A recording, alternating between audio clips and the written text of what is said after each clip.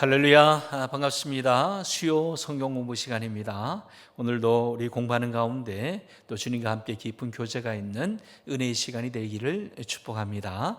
기도하고 시작합니다. 좋으신 아버지 하나님, 참 감사합니다. 이토록 저희들을 사랑하여 주시고 품어 주시오니 감사합니다. 오늘도 말씀을 듣기를 원합니다. 주님, 이 가운데 오셔서 우리에게 말씀하여 주실 때에 그 말씀을 힘입어서 우리가 이 땅 가운데서 거룩한 성도의 도리를 잘 감당해 나가게 하시고, 그를 통해서 또한 하나님께 영광되는 삶 살게 하여 주시옵소서. 도우시기를 원하옵고 예수님 이름으로 기도하옵나이다. 아멘. 나는 전능하신 아버지 하나님, 천지의 창조주를 믿습니다. 나는 그의 유일하신 아들 우리 주 예수 그리스도를 믿습니다. 그는 성령으로 잉태되어 동정녀 마리아에게서 나시고 본디오 빌라도에게 고난을 받아 십자가에 못 박혀 죽으시고 장사된 지 사흘 만에 죽은 자 가운데서 다시 살아나셨으며 하늘에 오르시어 전능하신 아버지 하나님 우편에 앉아 계시다가 거기로부터 살아있는 자와 죽은 자를 심판하러 오십니다. 나는 성령을 믿으며 거룩한 공교회와 성도의 교제와 죄를 용서받는 것과 몸의 부활과 영생을 믿습니다. 아멘. 함께 찬양하십시다. 찬송가 제 408장입니다.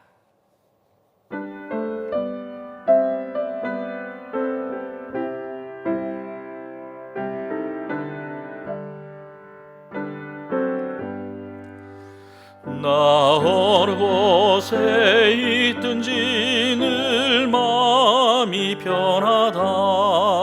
주 예수 주신 평안함 늘 충만하도다. 나의 마음속이 늘 평안해. 나의 마음속이 늘 평안해. 악한 죄 파도가 많으나 마음이 늘 평안해. 내 맘에 솟는 영생수 한없이 흐르니 목마름 다시 없으며 늘 평안하도다. 나의 마음속이 늘 평안해. 나의 마음속이 늘 평안해. 악한 죄 파도가 많으나 마음이 늘 평안해. 참되신 주의 사랑을 영원치 못하네. 그 사랑 내 맘 여시고 소망을 주셨네. 나의 마음속이 늘 평안해. 나의 마음속이 늘 평안해. 악한 죄 파도가 많으나 마음이 늘 평안해. 주 예수 온갖 고난을 왜 몸소 당했나. 주 함께 고난 받으면 멸류관 없겠네. 나의 마음속이 늘 평안해. 나의 마음이 늘 평안해. 악한 죄 파도가 많으나 마음이 늘 평안해. 아멘. 네, 오늘은 제33과입니다. 우리 복음의 사람 주제 가운데 화평이라고 하는 주제의 네 번째 시간이 되겠습니다. 복음의 사람은 화평케 하는 사람이 되어야 됩니다. 그렇게 화평케 하는 그리스도인이 되자면 우리에게 갖추어야 할 것이 있는데 오늘 특별히 우리가 가져야 될 것, 갖춰야 될 것이 무엇인지 공부하는 시간이 되겠습니다. 한번 따라서 할까요? 긍휼한 눈과 자비의 마음을 갖추어야 한다. 그렇습니다.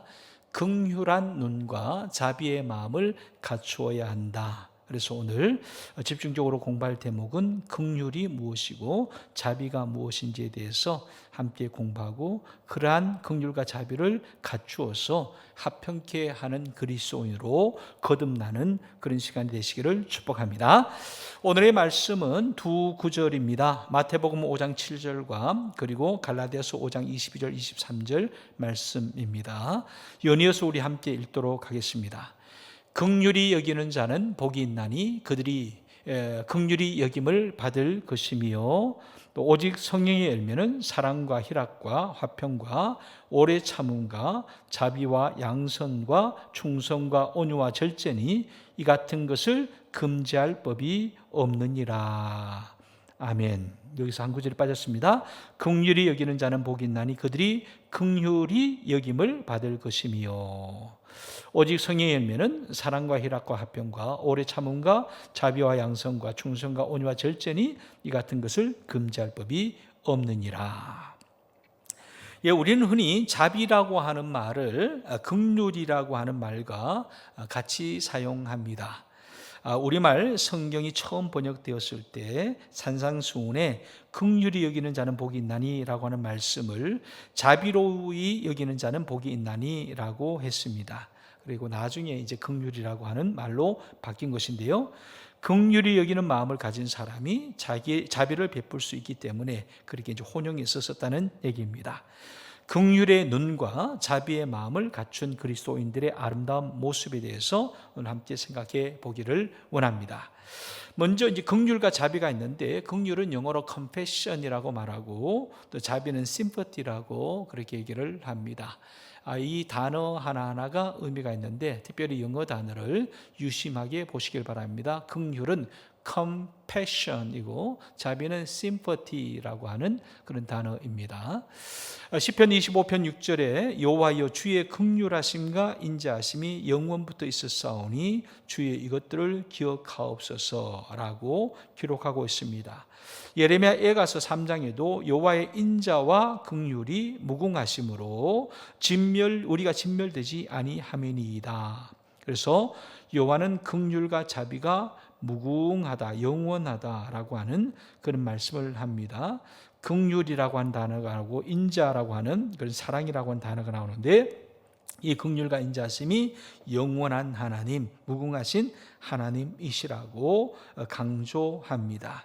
그런데 이처럼 이 긍휼과 자비라고 하는 단어가 있는데 이 단어의 근본적인 의미는 뭘까라고 할 때에 오래된 영성가들이 하나같이 주장하는 것은 뭐냐 하면 이 긍휼과 자비를 해석하는 것은 참 어렵다라고 하는 얘기를 합니다.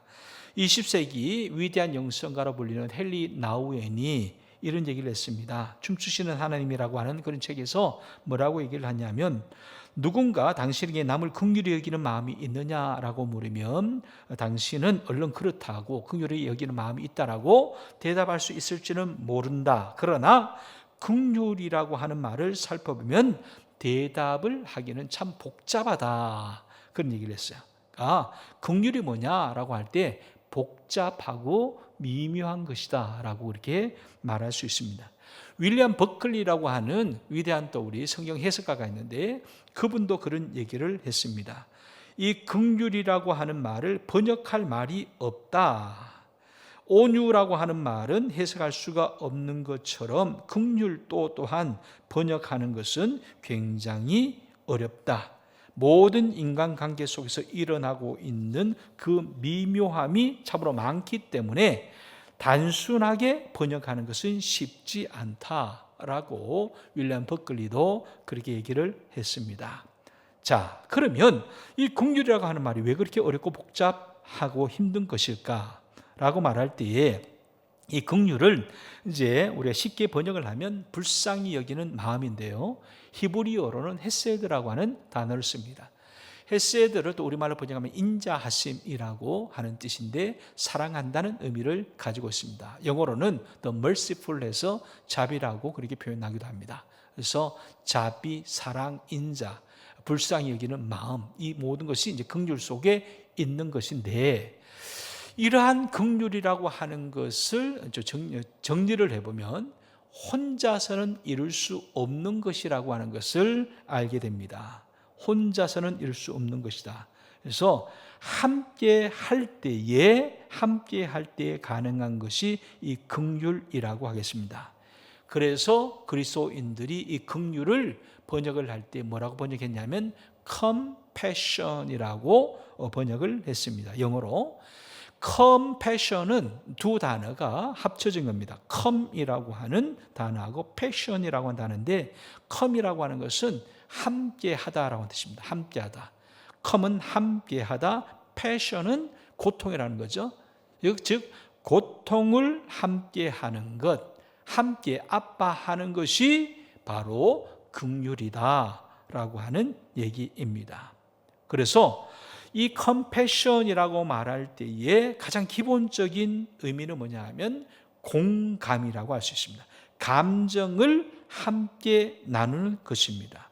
그래서 불쌍히 여긴다라고 말할 때에 제일 중요한 것은 그 감정을 함께 나누는 것이 중요하다라고 하는 거죠. 여러분, 우리는 감정을 조정하려고 하는 데는 익숙하지만 공감하는 데는 참 익숙하지가 않습니다. 그런데 이 컴패션을 위해서 가장 필요한 것이 뭐냐 하면 공감하는 것이 필요합니다. 그래서 불쌍히 여긴다라고 하는 이 헤세드라고 하는 개념에는 기본적으로 뭐가 들었냐면 함께라고 하는 공감이라고 하는 그러한 요소가 필요하고, 더불어서 뭐가 필요하냐면 이 공감을 했다면 나아가야 됩니다. 어디까지 나아가냐? 공감한 대로 불쌍히 여기는 마음이 있다면 도와줘야 된다. 행동해야 된다는 거죠. 도와주는 것까지 나아가야 된다는 얘기입니다. 더불어서 한 단계 더 나아가야 되는데, 공감함으로 그리고 또 도와주는 데까지 나아가고, 그것을 넘어서 어디까지 나갔냐면 용서까지도, 긍휼히 여긴다 할 때 용서까지도 나아가야 된다. 예수님께서 십자가에 달려 죽으실 때에 주변에 있는 사람들, 예수님 죽이려는 사람들을 위해서 기도하지 않습니까? 아버지, 저들의 죄를 용서해 주십시오라고 하는 그러한 용서의 기도를 합니다. 이것이 진정으로 불쌍히 여기는 마음이라는 거죠. 예수님께서 당신을 죽이려고 하는 군인들과 그 사람들 향해서 불쌍히 긍휼히 여기는 마음을 가지고 한 것이 뭐냐 하면 저들을 용서하기까지 나아갔다는 얘기입니다. 스데반도 그렇습니다. 스데반이 그렇게 기도합니다. 돌에 맞아 죽어가면서까지 이 죄를 저들에게 돌리지 마십시오라고 하는 기도까지 하게 됩니다. 이것이 바로 진정한 컴패션이다라고 말할 수 있습니다. 요셉의 얘기를 우리가 알고 있습니다. 요셉이 형제들로부터 배반을 당하고 그렇게 팔려가지 않습니까? 저 먼 이국 땅으로 팔려갑니다. 나중에 이제 흉년이 다가왔을 때에 우리 형제들 다시 20년 만에 만나게 되죠. 만나게 되고 형제들과 더불어 살다가 아버지 야곱이 죽어버리게 됩니다. 그럴 때 비로소 형제들이 다시 불안에 휩싸이게 됩니다. 아버지가 살아 계셨을 때에는 동생 요셉이 우리를 그렇게 그냥 용서해 줬지만 이제 아버지가 죽은 마당에 옛날 그 복수를 하지 않겠는가, 전전긍긍을 할 때 우리 요셉이 뭐라고 말합니까? 요셉이 말하기를 나는 당신과 당신의 자녀들까지 거두겠습니다 라고 말을 하게 됩니다. 당신 아버지의 하나님의 종들인 우리 죄를 이제 용서하소서라고 말할 때, 형제들이 그렇게 말할 때 요셉이 그 말을 듣고 울었다라고 말합니다. 그리고 두려워하지 말라라고 말하면서 당신의 자녀들까지 기르겠다라고 그렇게 간곡히 위로하는 모습이 나옵니다. 이것이 바로 진정한 긍휼이다라고 하는 거죠. 긍휼에는 뭐가 들었냐? 컴패션은 뭐가 들었냐? 공감하는 것, 컴패션, 함께 나눈 공감과 더불어서 그 공감함으로 불쌍히 여김으로 말미암아 도와주고, 도와주는 것을 넘어서서 용서까지 이르는 것을 바로 긍휼이라고 한다. 그러니까 이 긍휼을 한마디로 해석하는 것은 쉽지 않다라고 하는 얘기죠.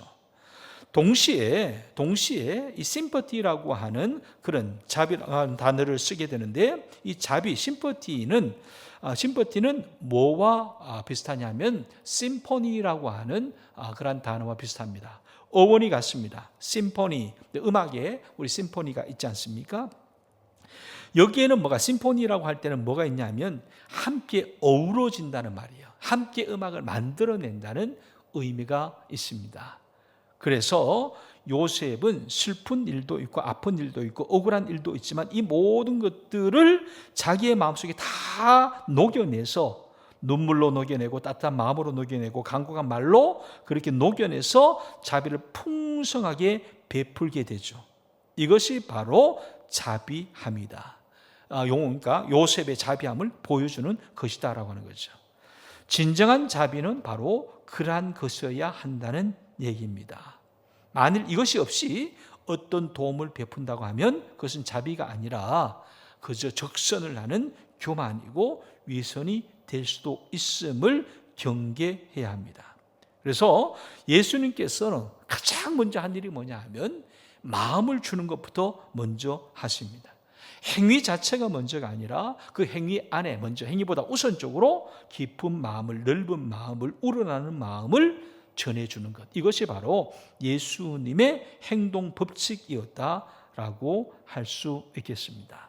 그래서 무슨 일을 행할 때마다 불쌍히 여기는 마음이 있었다, 긍휼히 여기는 마음이 있었다. 그래서 자비로운 마음을 가지고 그에게 다가가는 그런 예수님의 모습은 그가 세리를 만날 때에도, 이방인을 만날 때에도, 그 다음에 길거리 여인들을 만날 때에도, 환우들을 만날 때에도 항상 그 마음이 먼저였던 것을 우리가 기억할 필요가 있습니다. 그래서 자비는 철저하게 다른 사람을 기꺼이 섬기려는 마음에서부터 비롯된다고 할 수 있습니다. 죄인에게는 돌을 던져야 마땅하지만 그 죄인도 끝까지 참으시고 기다리시고 구원하시려는 하나님의 무한하신 친절, 그것을 우리는 하나님의 말씀에서 성령의 열매로서의 자비라고 말할 수 있습니다.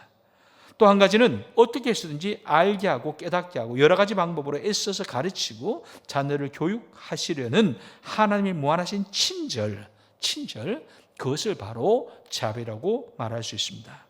결국 이 말씀 속에서 우리가 이해할 수 있는 것은 성령의 열매로서의 자비는 하나님의 성품, 예수님의 성품이다.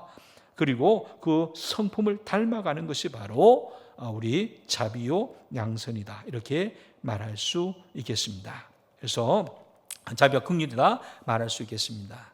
그래서 오늘 우리에게 요청하는 것이 뭐냐 하면 그렇게 긍휼과 자비의 마음을 갖추어야 한다는 것인데, 그런데 문제는 뭐냐 하면 이렇게 긍휼하게 또 자비의 마음을 가지고 살기를 원하지만 그것을 가로막는 방해 요소들이 우리 삶 곳곳에 있는 것을 알게 됩니다. 어떤 방해들이 있을까? 첫째는 자기 정당성을 주장하려고 하는 욕구입니다. 그러니까 내 주장입니다. 자기 인정을 받기를 원하고 자기가 존경을 받기를 원하는 욕구가 있어서 남에게 자비를 베푸고 긍휼히 여기는 것을 가로막는다라고 하는 것입니다. 그래서 자기애가 먼저이다 보니 자기 중심적이다 보니 타인을 향해서 넓은 마음을 못 가지게 되는 그런 방해 요소가 있다라고 하는 거죠. 두 번째 방해 요소는 뭐냐?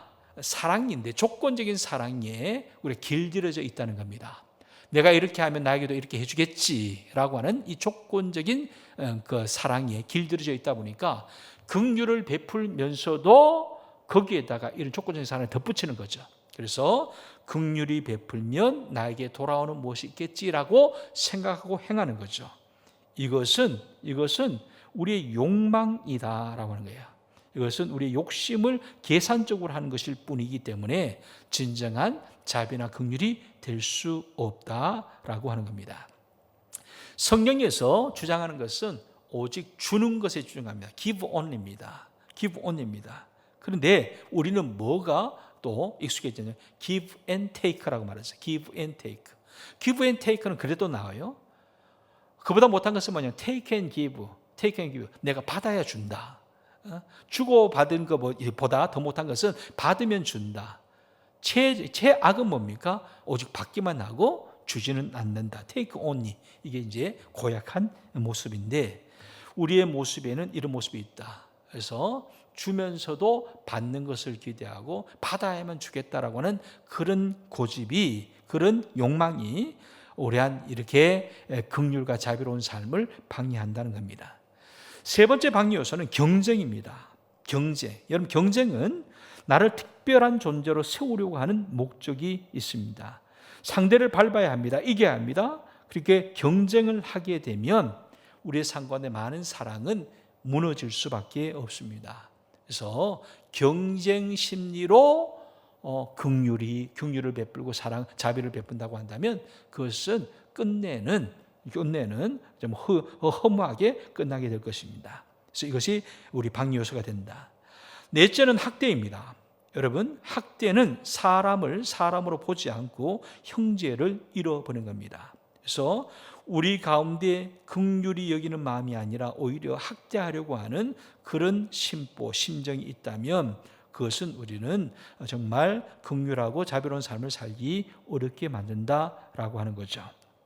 그래서 우리에게 긍휼한 눈과 자비한 마음을 가지려면 어떻게 해야 되는가? 그래서 긍휼한 눈과 자비한 마음이 있어야 되는데 몇 가지를 중요하게 생각해야 됩니다. 첫 번째는 감사할 수 있어야 된다. 감사가 나오기 위해서는 깨달음이 있어야 된다. 깨달음이 있기 위해서는 돌아봐야 된다라고 하는 거죠. 무엇을 돌아봐야 될까요? 나 또한 무한한 긍휼을 받은 존재이다. 나 또한 무한한 자비하심을 입은 존재이다라고 하는 것을 깨달아야 된다는 거죠. 여러분, 본래 우리는 누구입니까? 죄인 아닙니까? 죽을 수밖에 없는 죄인 아닙니까? 그런데 오늘 우리가 이렇게 말씀을 두고 고민하면서 어떻게 더 그리스도인답게 살까라고 고민하는 것은 우리가 이미 그 긍휼과 자비하심을 입은 사람이라고 하는 거죠. 이것을 우리가 깨달았다면 먼저 감사할 수 있어야 그 감사의 마음 속에서 또 긍휼히 여기는 삶을 살 수 있다라고 하는 얘기입니다. 두 번째로 중요한 것이 뭐냐 하면 그런 긍휼과 자비를 담는 그릇이 필요한데 우리의 마음이 그런 그릇이 되어야 되는데 그런 그릇이 되기 위해서 해야 될 것이 뭐냐? 기도가 중요하다라고 하는 겁니다.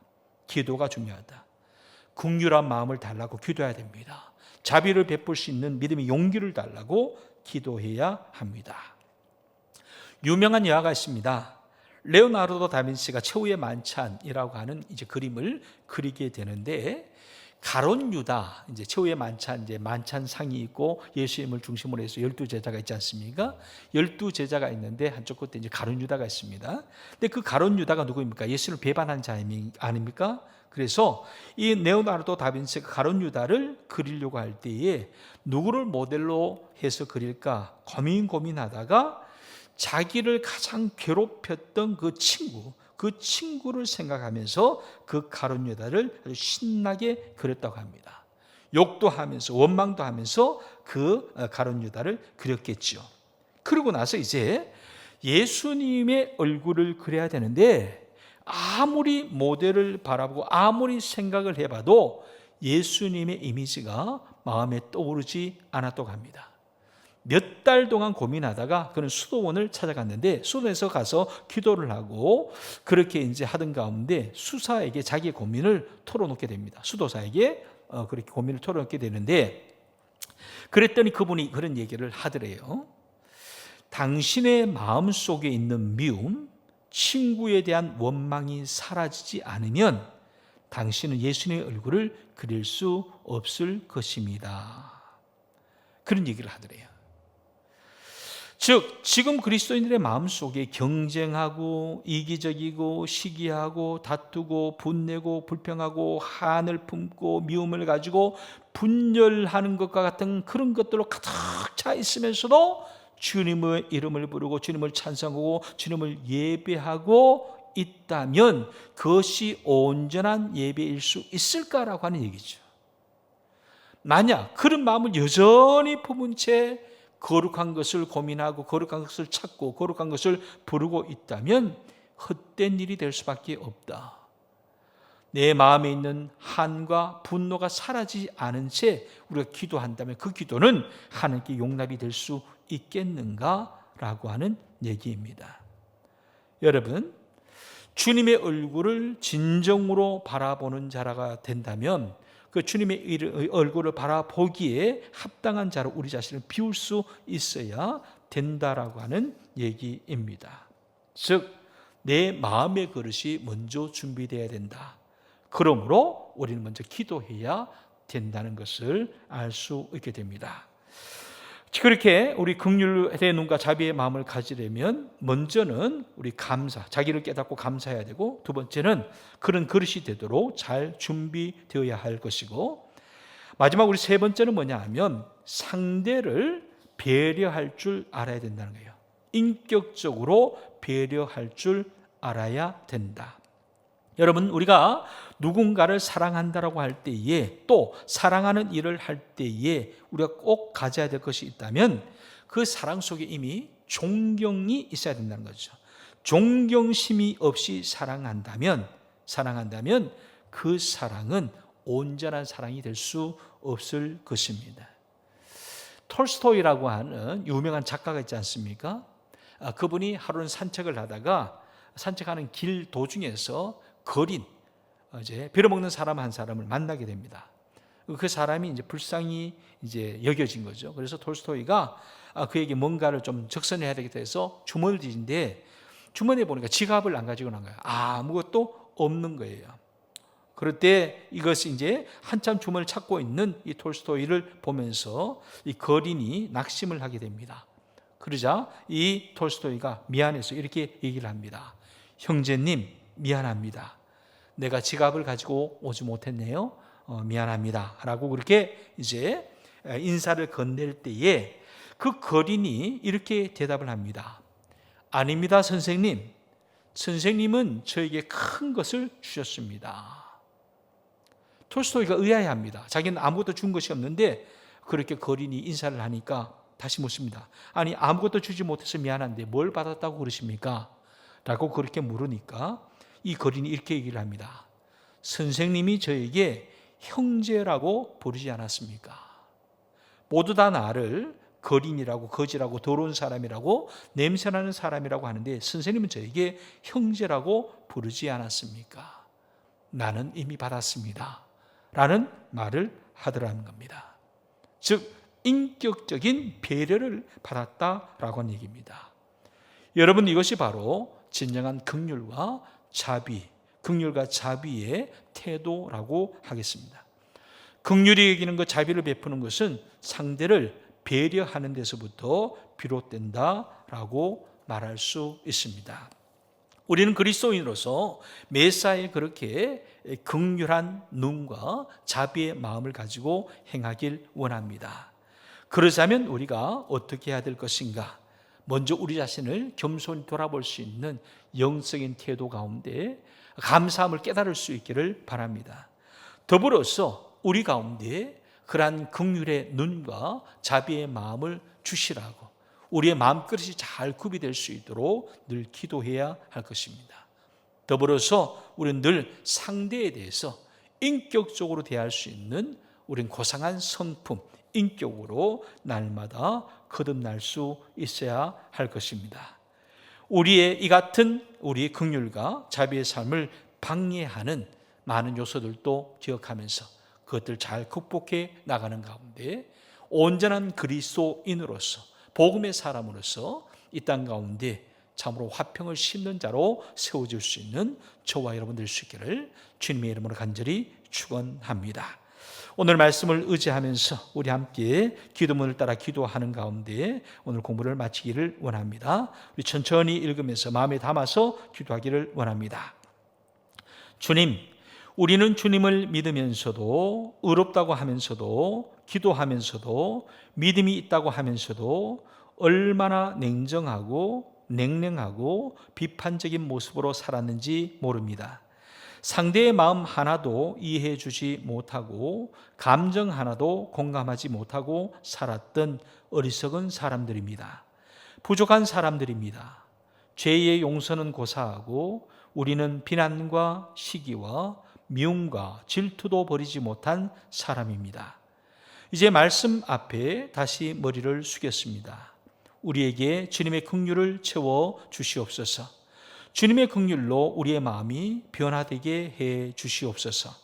이제 긍휼의 마음으로 보게 하여 주시옵소서. 긍휼의 눈으로 보게 하여 주시옵소서.